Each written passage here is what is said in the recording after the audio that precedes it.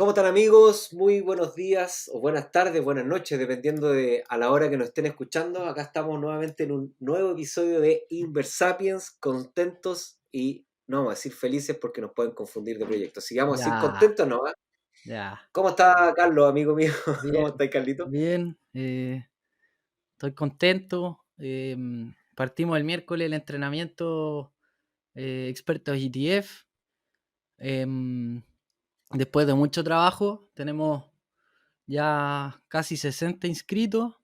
Vamos a hacer un curso nuevo, novedoso, un entrenamiento con acompañamiento. Hay muchos, hay de los 60 y 20, son 20 que ya tomaron el entrenamiento de libertad. Entonces, contento de saber que, como decía un jefe que tuve, los números no hablan, los números gritan. Entonces, los números no hacen pensar que le agregamos valor a la gente, y eso es súper valioso porque al final es el propósito del proyecto. Súper. Hoy día, Carlos, tenemos un episodio relacionado con la inversión, ¿ya? Y la inversión en la bolsa. ¿Ya? Independiente de la bolsa chilena, puede ser la bolsa chilena, puede ser también la bolsa en cualquier parte del mundo, la gente tiene que entender de que hay muchas bolsas, la verdad no sé el número exacto, pero tienen que haber más de 100 bolsas a nivel mundial, ¿ya? Obviamente que hay algunas más famosas, más conocidas, más ¿Ya? grandes también, y otras más pequeñitas como la chilena, La que chilena la es verdad pequeñita, po. es pequeña es pequeña en el concierto global, no es tan pequeña en el concierto latinoamericano. En el Ya. concierto latinoamericano hay bolsas que son importantes como Merval o como la Bolsa de Bogotá, que diría que son como de un tamaño similar al chileno. Un poquito más chica está la de Perú, la ¿Ya? de Lima, y mucho más grande en volumen y en transacciones la Bovespa de Brasil Oye, pero y la de Merval, México. Merval es argentina, po. Merval es ¿Y Argentina, quién, y sí, la bolsa. a quién se le ocurrirá invertir a Argentina? Bueno, ha tenido sus periodos. Acuérdate que Argentina fue una potencia Sí, en el año 1900 al 2000 fue sí, una potencia mundial, de igual hecho, que Venezuela. en el máster nos contaban que si tú querías abrir una cuenta en un banco suizo, tenías que tener una cuenta en un banco argentino primero, antiguamente. Claro, claro, no, es un país muy grande y una economía muy potente, ¿ya? Que por ahora está dormida, pero en cualquier minuto despierta. La pregunta que siempre se hace la gente es cómo invertir, cómo evaluar. O sea, si tengo N opciones, tenés que pensar de que, por ejemplo, en la Bolsa de Nueva York podemos tener más de 5.000 alternativas de inversión. Si nos vamos a los ETF, que fue lo que nos ha tenido desconcentrado y motivado en estos últimos meses de proyecto, O muy eh, concentrado. los ETF, Sí, los ETF son más de 2.000 opciones. ya. Hay aproximadamente 2.400 oportunidades de inversión en ETF. Entonces, es muy difícil aproximarse en forma práctica a escoger, bueno, finalmente, cuáles son los que termino escogiendo para poner en mi portafolio. Entonces, ese es el capítulo que queremos proponer hoy día. Recomendamos que si nos quieren escuchar por Spotify, nos pueden escuchar por ahí, nos pueden recomendar, pero también vamos a dejar el video en YouTube para que también puedan revisar el capítulo y también ahí quizás se animen a mirar este capítulo más desde una perspectiva más visual. ¿Ya? Sí. Estamos haciendo ahí algunos experimentos para que la gente se anime y nos visite al YouTube. Sí, Entonces, bueno, para que entienda la gente, Nico está proyectando una especie de pizarra y probablemente la va a usar. Entonces se refiere a que si no entienden, vamos a tratar de que se entienda lo mejor posible solamente en audio, pero si les quedan con algunas dudas, puedes visitar el canal de YouTube, va a estar el mismo capítulo y va a estar la pizarra. claro. Antes de partir, es importante dar contexto a la gente de cómo funciona un mercado bursátil. ¿Ya? Rápidamente, no es el foco del capítulo, pero es bueno el contexto para poder entender cuáles son, a mi juicio, las tres variables más importantes para poder seleccionar activos, ya sean acciones o también ETF también funciona.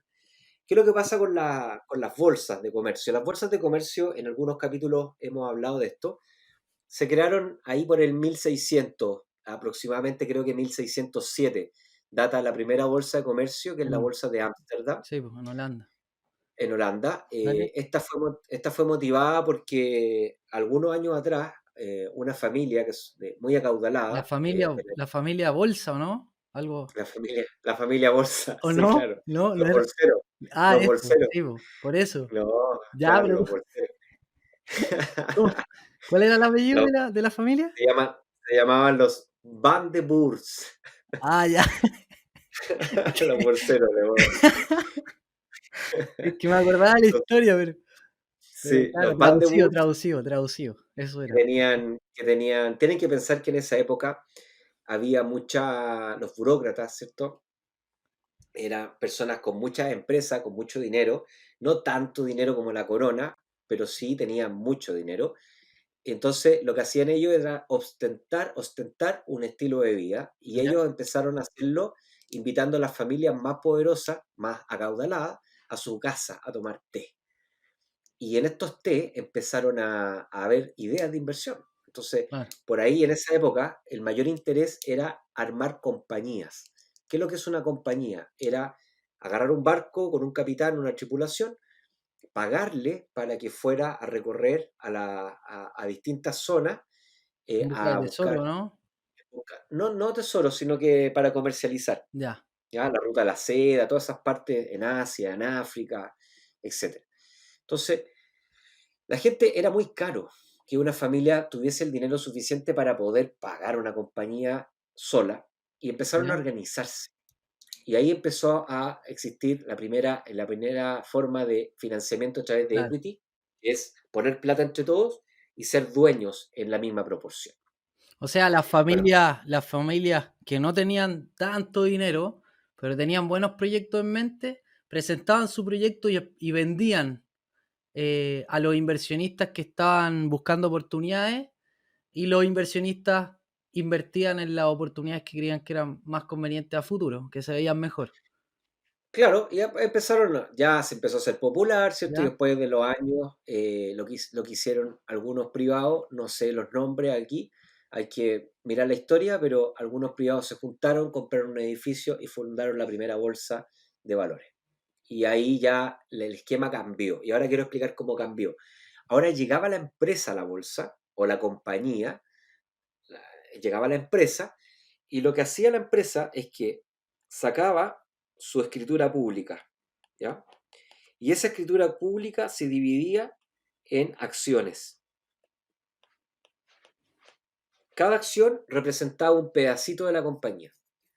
Entonces, ¿qué pasaba? Esta acción lo que hacía es que se iba a la bolsa, y en la bolsa, ¿cierto?, se subastaba y se la podía comprar un inversionista, ¿ya? ¿Qué es lo que significa esto? Bueno, significa entonces que ahora cada vez que tenga utilidades, va a tener que ahora esta utilidad ya no va a ser 100% para el accionista inicial, Claro. sino que ya no va a ser 100%, sino que ahora esta utilidad se va a ir ¿cierto? Perdón, aquí, se va a ir a las distintas acciones y va a ser dividida en partes iguales. De tal manera de que si yo tengo acá una acción, entonces a mí me corresponde un porcentaje de las utilidades de esa acción. Dale. Pongámoslo en números para que la gente pueda entender. Aquí los que están escuchando el podcast, vamos a hacer números redondos para que se entienda lo mejor posible. Imaginemos que una empresa ganó 100 millones de dólares. Esa fue su utilidad, ¿ya? Imaginemos que de esos 100 millones de dólares, 50% se va a reinvertir en cualquier proyecto. ¿Ya? Puede ser un proyecto de expansión, puede ser una innovación, puede ser lo que la empresa crea que necesita para poder seguir creciendo. El resto del 50% se va a ir a pagar dividendos. Esa es la palabra técnica. Es curioso porque acá los dividendos la gente lo conoce como el dividendo que uno paga en el banco cuando compra una casa. pero en el mundo bursátil, dividendo es la cantidad de utilidad de la empresa que se va a pagar a los dueños de la acción. Vamos a suponer que esta empresa emitió 100 acciones, ¿cierto? ¿Ya? Entonces, si tenía una utilidad de 100 millones, va a pagar 50 millones en dividendo. Pero emitió 100 acciones. O sea, eso significa que, si lo ponemos acá en números, significa que cada acción va a recibir, cada acción va a recibir $500.000. Dale. ¿Se entiende? O sea, en el fondo, cada acción paga el proporcional que corresponda a la utilidad. Claro. Entonces, si yo tengo dos acciones, me corresponde un millón Sí. de dólares, ¿cierto? Por dividendo. ¿Ya? Listo. Entonces, entendiendo los números, vamos ahora a la pregunta del episodio, que es cómo seleccionar las acciones que más me convienen. Y acá hay tres variables que son importantes. ¿La puedo La decir? primera, ¿Puedo decirla? sí, por favor, A ver sí, si he, dale. a ver si he aprendido. La primera es retorno. Retorno esperado. No, No. ¿Y riesgo? no. ¿Y ahí cómo medimos el riesgo? Por la volatilidad. ¿Y ahí cómo medimos la volatilidad? eh,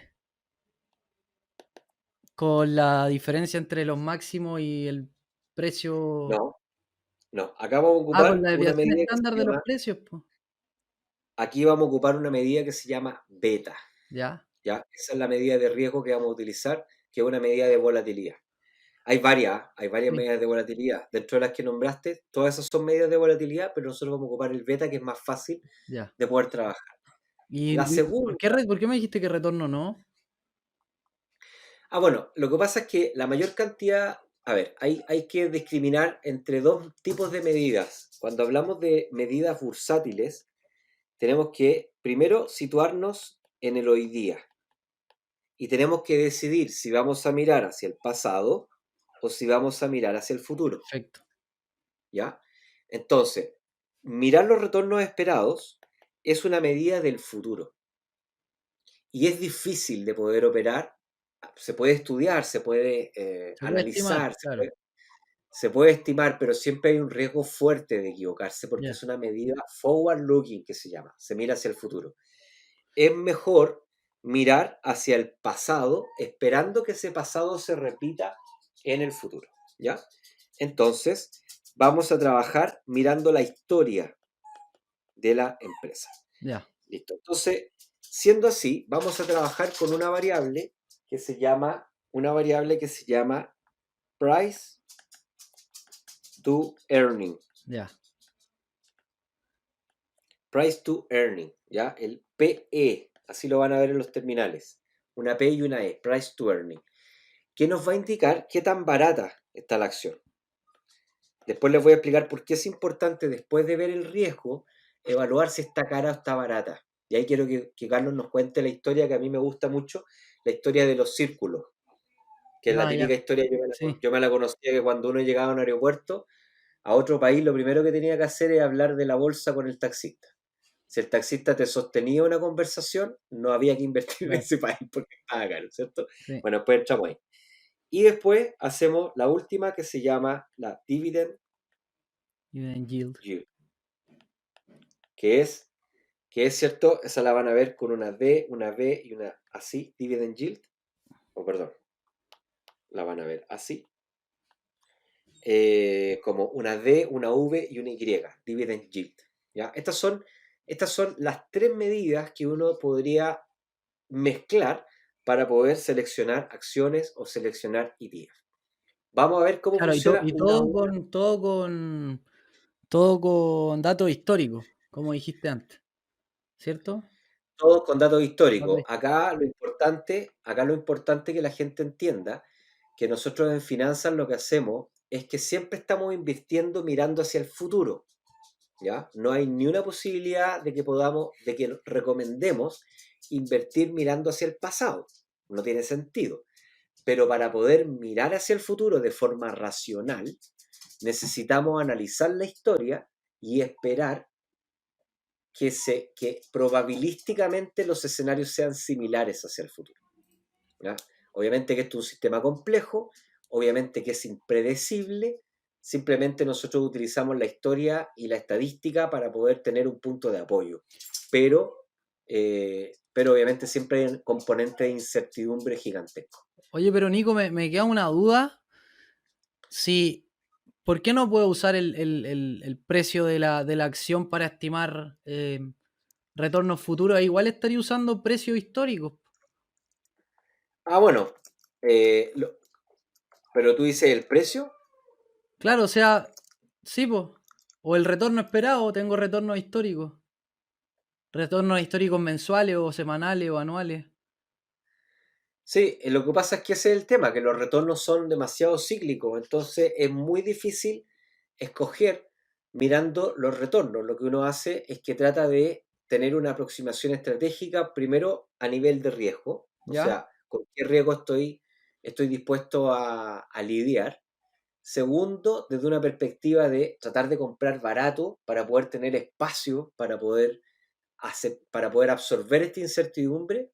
Y la tercera, tratar de recuperar la inversión lo antes posible, con el dividend yield. ¿Ya? Eso no es la única estrategia. Hay millones y millones y millones de mezclas de Oye, estrategias. pero tengo Y otra el retorno duda. esperado, pues, Tengo otra duda. Pero sorry que dime. te tenga tantas No, preguntas. Pero obvio. yo entiendo que el retorno de una acción pueda ser muy volátil. Pero, perdón si me equivoco, pero un beta o un price to earning, quizá el dividend yield no, pero un price to earning, que es el precio sobre la utilidad, ¿cierto? El valor de la empresa sobre la utilidad. Y el beta, esos pueden variar en el tiempo, ¿o no?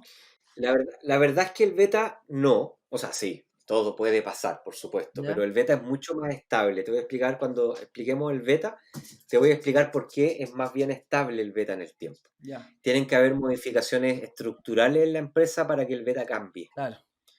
Por ejemplo, lo que pasó hoy día o la semana pasada con Kodak, ¿Qué pasó? que Kodak, el gobierno norteamericano, invirtió en la compañía para que la compañía comenzara a fabricar productos, remedios, productos, fármacos. ¿Ya? Entonces Kodak ahora ya no es la Kodak que todo el mundo conocía de las fotos, las cámaras, sino que ahora produce fármacos. Pasó a ser una farmacéutica. Y Ya. eso es un cambio Eso cambia el beta, estructural claro. y Va eso a va a cambiar el cambiar. beta en el largo plazo, claro. Ese va a cambiar el beta. Eh, El price to earning sí es muy, muy, muy volátil, muy Oye, variable. Nico, sorry que te interrumpa, pero está buenísimo. Yo entiendo muy bien, pero creo que no definimos los conceptos. Sé que hemos hablado de esto en los capítulos y en las noches de late night, pero quizás hay inversapiens nuevos que nos están escuchando. O quizás deberíamos partir por definir cada indicador. Hablemos del beta. Dale. El beta, en palabras muy sencillas, es la sensibilidad que tiene el, el precio de la acción frente a movimientos del mercado. ¿Ya? Ya, Entonces vamos a poner acá, vamos a pensar, imaginar que tenemos un gráfico con el retorno del IPSA, ya, ¿ya? Para hacerlo con el mercado chileno. Entonces vamos a poner acá el retorno del IPSA. En algunos momentos el retorno del IPSA sube, en otros momentos el retorno del IPSA baja, ¿ya? dale, Eso es así porque la economía es cíclica.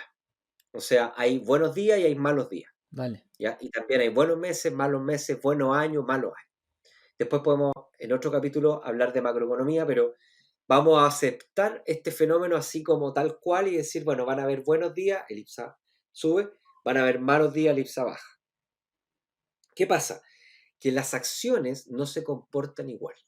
O sea, hay acciones que tienen una sensibilidad al aumento del IPSA que es mucho más marcada digamos, cada vez que el IPSA sube, perdón, Suben más, la acción sube más y cada vez que el IPSA baja, baja más. la acción baja más. En Entonces términos vamos, de números, Nico, sería como ya, si el IPSA un día te sube un 1%, la acción puede subir un 2%. Si un día el IPSA baja un 1%, la acción baja un 2%. O sea, tiene claro, un... vamos a poner un ejemplo, pongamos un ejemplo real ¿Ya? y pongamos, por ejemplo, el beta que está como en, digamos, 2,1. Del promedio, largo LATAM, plazo de la TAM, LATAM, sí. de la TAM, ¿ya? ¿Puedes dar el Y después ejemplo vamos, de la economía, porfa? Que se te sale bueno. sí, vamos primero, déjame poner a otra compañía al lado para que entendamos la diferencia. Ya, Tenemos entonces que el beta de la TAM es 2,1. Dejémoslo ahí. Vamos ahora con otra empresa que se llama Aguas Andina, que es de 0,4, ya, ¿ya? Aguas Andina.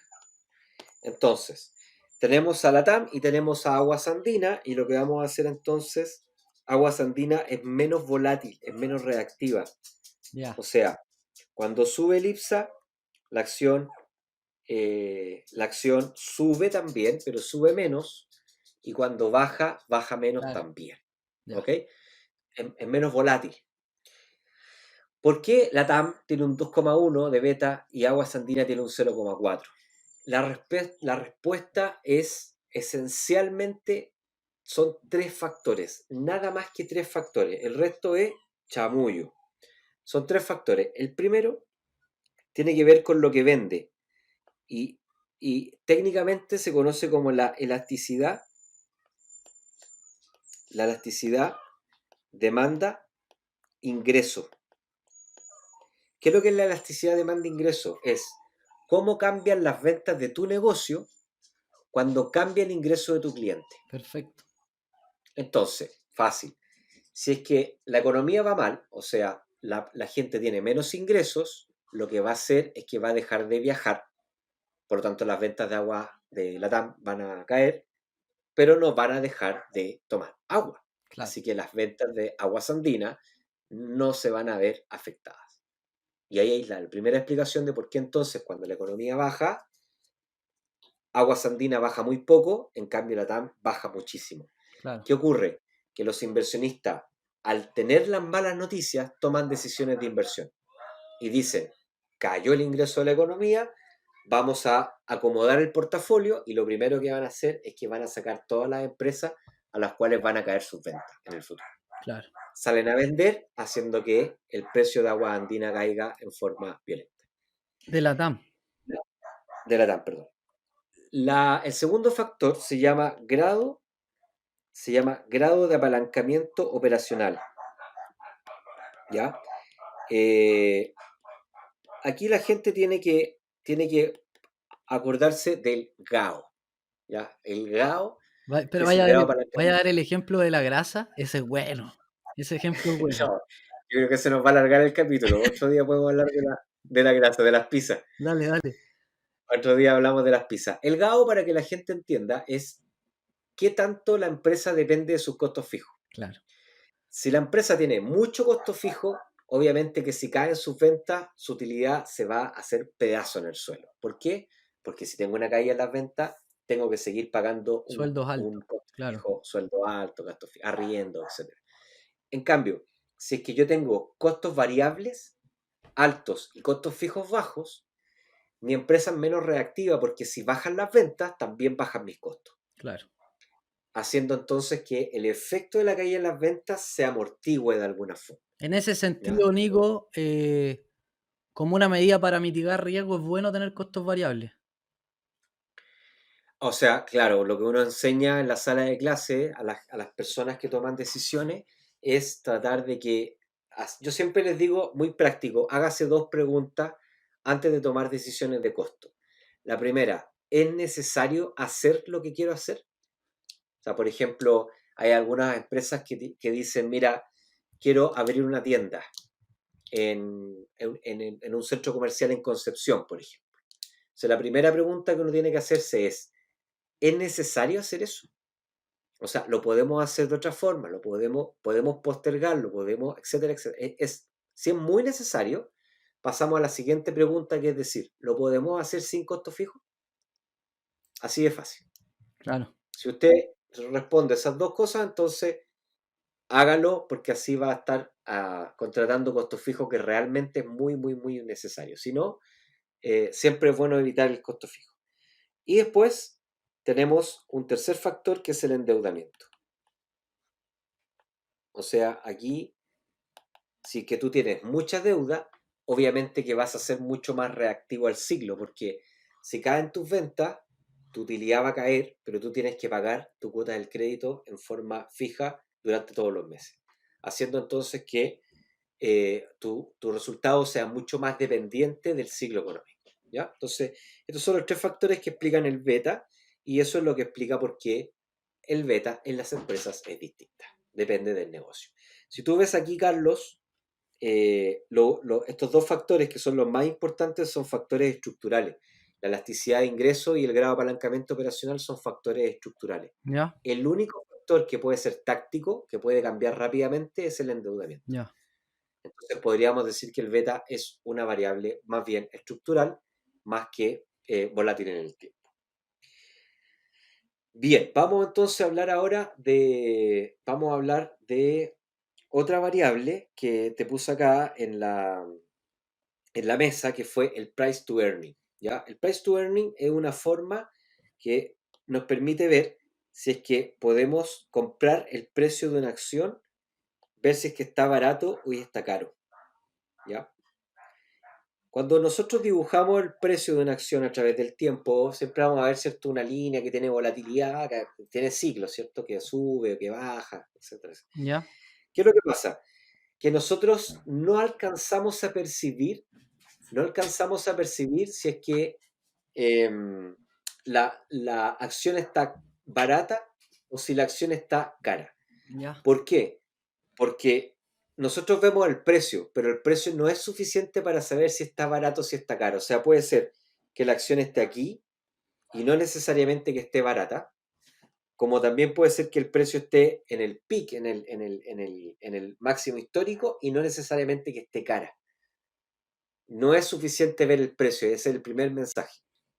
Lo que tenemos que ver es también compararla con la utilidad de la empresa, que en inglés, ¿cierto?, se conoce como el earning. ¿Ya? La traducción es ingreso, pero en realidad es utilidad.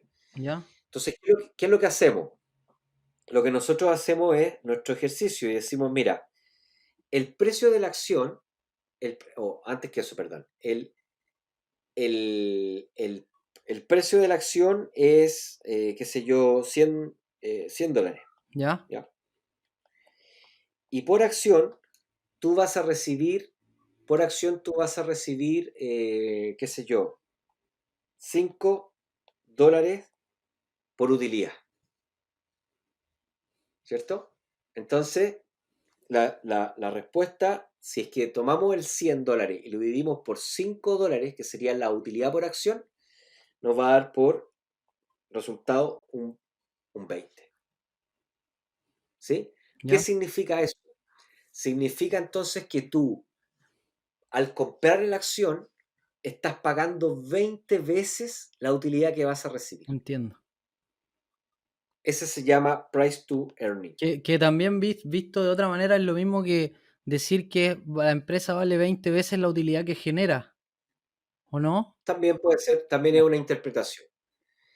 El tema es que este cambia en el tiempo. Sí, pues, Hay momentos en donde si analizamos el price to earning, que es igual al precio dividido por la utilidad por acción, eh, obviamente que hay veces que los mercados se hiperexcitan sí, por pues una es acción. súper volátil, pues, Nico, porque la utilidad no, la utilidad me imagino que se usa la utilidad del ejercicio anterior, ¿o no? Exacto, Pero el precio exacto, cambia todos los días. exacto. La utilidad es constante año a año, pero el precio no. Entonces, ¿qué pasa? Hay momentos en donde los mercados están tan excitados con ciertas acciones, todo el mundo está comprando, entonces eso hace que los precios suban por ley de oferta y demanda. Ya, Y al aumentar los precios, entonces el price to earning empieza a subir. Ahora podríais contar la historia de los círculos. ya, ¿Qué hace que las bolsas se vuelvan caras claro. o qué hace que se vuelvan baratas? Sí, es que a mí me pasó, voy a dar el ejemplo del Bitcoin, que fue mi primer instrumento de inversión, y yo debo haber comprado, no sé, pues en $7.000 y en un mes o 2 meses llegó a estar en $20.000. Claro que uno miraba la televisión y todo el mundo hablaba del Bitcoin. Yo iba a la liga y hablaban del Bitcoin. ¿Me entendí, Nico? En la liga de los ex alumnos del colegio, que, pucha, no era el lugar como para hablar esos temas de inversiones, ¿ya? Pero en fin, un profe en el magíster se llama Tomás Flores, un crack. Deberíamos invitarlo ningún día. El vínculo. nos contó una anécdota que decía, mira, hay como el sistema financiero puede ser dividido en diferentes círculos según las personas que operan en él. En el primer círculo están las personas más indexadas al mundo financiero, como un corredor de bolsa, un gerente de finanzas de una empresa, em, una persona que trabaja en un banco. Ese es el primer círculo. Después viene un segundo círculo que es un poquito más alejado, que son profesionales con muy buenos cargos que alguna vez han invertido. O sea, es un círculo que se aleja un poquito del primero, pero que aún así es cercano al primero, es cercano al mundo financiero de las inversiones. Después podríamos decir que el tercer círculo viene a ser los cargos medios de, de la empresa, ¿ya? El cuarto círculo, también cada vez más alejado, serían como los cargos más bajos de la empresa, ya cada vez más alejado del mundo de las inversiones y de las finanzas. También con menos grado académico, con menos nivel educacional. Y finalmente, el último círculo tiene que ver con personas que no tienen ninguna relación con el mercado financiero, que podrían ser, por ejemplo, amas de casa, eh, no sé, un jardinero, algo así como que en casos excepcionales, que un jardinero quizás, obviamente que puede haber alguno muy interesado por el mundo financiero, pero en su mayoría, en el promedio, quizás no está muy relacionado al mundo financiero, un taxista, por ejemplo. Entonces, el profe decía que si alguna vez tú ibas a otro te ibas a Chile o a otro país y te tomabas un taxi y el taxista te empezaba a decir, oye, usted, imagínate, vaya a Estados Unidos, a Nueva York, y el taxista te empieza a decir, oye, usted ya invirtió en el NASA con el Standard Poor's porque pucha que están rentando. Bueno, eso es una buena señal para creer que los mercados están muy por encima de su valor, que hay mucha gente que está comprando y que no sabe, y que estamos cerca de lo que podría ser una burbuja financiera. Claro, efectivamente, esto tiene que ver con oferta y demanda. Siempre es igual, oferta y demanda. Si solamente hay poquitos profesionales invirtiendo, los de siempre, va a haber poco dinero en el mercado y por lo tanto va a haber poca demanda de activos, haciendo que los precios se mantengan siempre a la baja. Si es que le vamos agregando personas a esto, Ujú. cada persona llega con su billete debajo del bolsillo. Y como cada persona llega con su billete en el bolsillo, perdón, no debajo del bolsillo, en el bolsillo, y si son muchas personas las que llegan con sus billetes en los bolsillos, los mercados se llenan de liquidez, se llenan de plata. Y Ya, toda esa plata va a ir a comprar acciones. Y si va a comprar acciones, los ya precios suben, tienes eso. haciendo que los precios suban y por supuesto haciendo que los activos se vuelvan caros. ¿Por qué se van a volver caros? Por lo que explicábamos anteriormente, porque la empresa ya obtuvo la utilidad.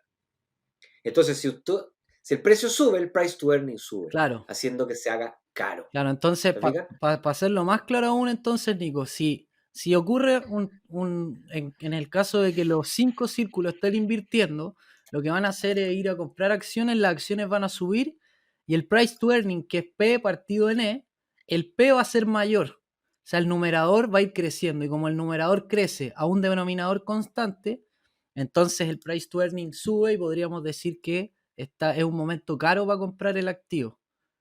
Así es, así es, así es.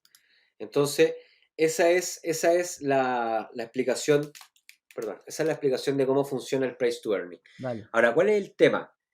El tema aquí es importante. Primero, el beta es fundamental y eso tiene que ver con el objetivo y con el horizonte de inversión. Si usted es joven y quiere su dinero para proyectos de vida que se pueden aplazar o se pueden adelantar, no es de vital importancia, entonces usted puede tener inversiones que tengan beta sobre uno. Regla práctica. Si es que usted tiene más edad y tiene un objetivo de inversión más, digamos, peligroso, en el sentido de que no puede no dejar de tener ese dinero en cierta fecha. Ya, Pensemos, por ejemplo, en personas que tienen 40 años y que están juntando el dinero para los hijos, para su formación universitaria, por ejemplo, ya. que saben que en 10 años más los niños van a entrar a la universidad, entonces tiene que tener el dinero para cuando entren a la universidad. No es postergable, ¿no? ¿Se fijan? Claro. O por ejemplo, una persona que tenga edad, no sé, 60, 65 años, que ya haya tenido una enfermedad relativamente grave, tiene un fondo ahí de cobertura que no lo puede poner en la bolsa, porque si llega a haber algo malo y pierde un poco de dinero, por muy poco que pierda, es muy peligroso quedarse sin dinero, ¿ya? Entonces va a depender de eso. Si es que su objetivo de inversión es corto y además es relativamente peligroso, es fundamental, entonces no puede ocupar un beta más de 0,6, 0,8 máximo, ¿ok? Ya, eso es lo primero. Pasando después del beta, vamos al price to earning. Lo que tiene que hacer es tratar de encontrar las acciones que tengan el menor price to earning posible. Pero, Si es Nico, que hay una ahí tengo una duda. ¿El price to earning se mide contra sí mismo o contra otros activos? Por ejemplo, entonces, si yo voy a comprar un activo que tiene un price to earning de 20, o sea que vale 20 veces la utilidad que generó el año pasado, mi pregunta es, ¿comparo ese 20 con respecto al mismo valor del price to earning de ese activo en el tiempo? O sea, por ejemplo, que el promedio en el tiempo de ese activo es un 12, por lo tanto está caro. Si el price No, to lo que earning tenemos, promedio es 12, del mismo con sí mismo, es 12 y ahora está en 20, está caro, o miro hacia otros activos y veo que los otros activos, las otras acciones, no sé, tienen un price to earning de 30, de 35 y digo, este es el más bajo del mercado. se hace exactamente eso, Carlos. Se Ya, tiene que mirar el price to earning del mercado, ya, el promedio, ¿ya? dale. Al tiro estoy abriendo acá una infografía para ver, les digo al tiro cuánto está el price to earning de Chile, pero todos los mercados tienen un price to earning, ¿ya? Entonces lo que hacemos es que contra ese, por ejemplo, si el price to earning de Chile es de 7, Ya, entonces tenemos que tratar de buscar todas las acciones que estén bajo 7, que estén ya. más baratas que el promedio del mercado. Si es que hay una acción que me gusta, que tiene un buen beta, pero está cara, lo que tengo que hacer es esperar. Estar pendiente, esperar, dejarla pasar, volverla a revisar el próximo mes, volverla a revisar el próximo mes, y va a llegar un minuto en donde la acción va a estar barata, y cuando esté barata, ahí la tengo que comprar. ¿Por qué es importante? Porque si yo compro barato, tengo espacio para esperar. O sea, si yo compro en la cúspide, compro caro, lo que va a ocurrir es que lo más probable es que en el mediano plazo la acción se acomode hacia la baja, por lo tanto pierda dinero. Claro. En cambio, si yo lo compro en el valle, cuando está abajo, lo más probable es que vaya a acomodarse el valor, suba y ahí yo tenga más tiempo para poder acomodarme a la ganancia. ¿Ya? El price to earning está te digo al tiro, Carlos, está en 11 aproximadamente en Veo, Chile. veo la pizarra yo, no veo veo la Sí, pizarra. no, por eso. No, les digo, 11. Estaba mirando acá justo en mi computador, el price to earning de Chile es 11. Así que Ya, cualquier acción que esté bajo 11 está perfecto para comprarse. ¿Ya? ya. Bien. Tenemos entonces el price to earning, tenemos el beta y vamos al último que es el dividend yield. Sí. ¿Ya? El dividend yield es muy importante porque mientras más alto es el dividend yield, significa que la acción más rápidamente va a devolver el dinero. Entonces, si usted, por ejemplo, invierte $100 en una acción y la acción paga $1 al año, significa que en 100 años va a recuperar su inversión. Que eso sería ¿Ya? que reparte el 1% en dividendo. El 1%. Claro. Pero hay algunas que pueden repartir el 10%, pueden tener dividend yield de 7, 8, 9%, 10%. O sea, significa que si usted compra a $100 una acción que paga un 10% de dividend yield, significa que en 10 años usted va a recuperar su inversión. Sí, pero Va a Nico, recuperar. pregunta, ¿qué Dime. me pasa a mí que ya, yo me puedo meter en una empresa que pague harto dividendo, 10%, entonces me estoy asegurando una rentabilidad sin considerar el valor del precio, sin contar una ganancia de capital de un 10%, pero pregunto desde el desconocimiento. El dividend yield no depende de la utilidad que genera la empresa y por lo tanto, si al otro año le va mal, yo recibiré quizás menos en porcentaje como dividend yield. ¿El dividend yield cambia? Esa es mi pregunta. Exactamente, el dividend yield también cambia y se calcula a través de la utilidad por acción dividido por el precio de la acción. Ya, Entonces lo que hacemos es que, por ejemplo, si yo por utilidad por acción son $5 y el precio está a $100, entonces mi dividend yield va a ser de cinco por puntual, ciento, claro, entiendo. ¿Ya? Pero si yo este año, este UPA ya está, la utilidad por acción ya es fija, porque viene del año anterior. Ya, porque la utilidad se obtuvo en el año anterior, ¿se entiende? sí. Pero si el precio baja, por ejemplo, si el precio baja, aquí ayúdame con la calculadora, Carlos, por ejemplo, ¿A cuánto? voy a tener, si voy a tener $5 de utilidad por acción y el precio baja a $70, ¿cuánto Eh, es el dividend yield? 7,14. 7,14%. ¿Te fijas cómo cambia el dividend yield dependiendo del precio? Se comporta muy parecido al price to earning, Ya, porque la utilidad por acción tú ya la sabes. Entonces, si tú vas a comprar la acción que está con un precio alto, tu dividend yield, estáis comprando con un dividend yield muy pequeño. claro. Estáis comprando caro. Si lo mezclas con el price to earning, estáis comprando caro. ¿Te das cuenta, no? Sí, En cambio, si te esperas a que el mercado se acomode hacia la baja y entras cuando está el price to earning bajo, el dividend yield va a estar alto. Y perfecto. ahí es donde hay que meterse en el mercado. Ahora, Eso el dividend sería. yield creo que así como que mi intuición me dice que es diferente al price to earning porque el price to earning es comparable entre compañías, ¿cierto? Pero ¿cómo podría comparar, por ejemplo, un dividend yield de Netflix que no reparte dividendos con un dividend yield de, de Aguas Andinas que reparte todo en dividendos, que no Sí, reinvierte? evidentemente O sea, es para una hipótesis de inversión en compañías tradicionales. ya. Y, Esta técnica del dividend yield no puede aplicar para empresas que no reparten dividendos y que están asociadas a industrias de tecnología, de claro. biotecnología, industrias de blockchain, industrias de videojuegos, Mi pregunta más que por que eso obviamente, va por el lado, Nico, de que el price to earning se puede comparar como con un benchmark de mercado. O sea, si el price to earning de Chile 11, tú lo dijiste, y yo veo que, no sé, pues Aguas Andinas tiene 8, estoy comprando más barato que el mercado, pero acá no sé si puedo compararme con un benchmark, o si sí, puedo. no, por cierto. No se puede comparar con un benchmark porque va a depender de tu hipótesis de inversión. Ya, Por ejemplo, si es que quisieras tener un portafolio de ETF o de acciones del mundo tecnológico, del mundo del blockchain, del mundo de la biotecnología, por ejemplo, lo más probable es que tengas que optar por empresas que no pagan dividendos o que ya, pagan muy poco dividendo, no porque no tengan ganancias, sino que porque todas esas ganancias tienen que reinvertirse en la empresa. claro. Y es porque a ese tipo de empresas los bancos no le prestan plata. Y entonces tienen que tener mecanismos propios de financiamiento a través de las utilidades. A cambio, vas a recibir un mayor precio y una acción, obviamente, que se comporta mucho más activa y que aumenta de precio en el mediano plazo. Claro. Así que eso es, espero que haya sido fructífero. Nico, Eh, entonces, hay que resumen, escuchar.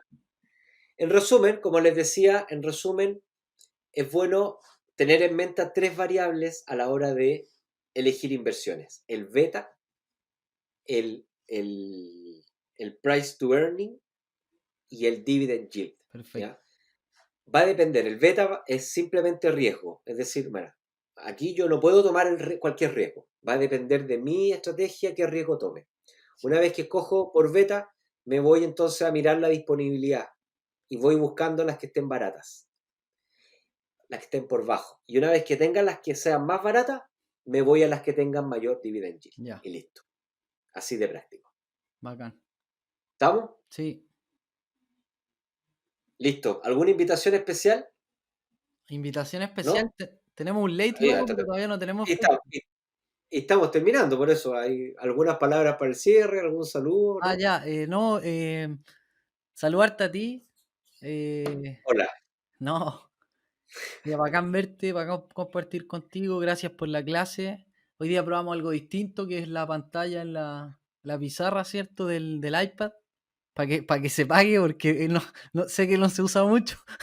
No, bueno, no te ocupas en las clases se ocupa mucho. No, broma, broma, te estaba molestando. Nada, pues, creo que estamos viendo el tema del próximo Late Night, aún no tenemos fecha, pero se viene. Dejar los invitados si escuchan esto, a que pronto estamos a 3 de agosto. Yo creo que a cuándo lo lanzaremos, Nico, a mediados de agosto el próximo late. Sí, pues a mediados de agosto probablemente estamos haciendo una vez por mes para que todos estén informados, un late night de Inversapien, en donde nos juntamos a una hora más o menos tipo 7:30, 8 de la noche. Sí. Y ahí hacemos algún tema más en detalle y también con la interacción del público que puede acompañarnos a través de la plataforma Meet. Sí, ¿podemos dar un adelanto de cuál va a ser el tema?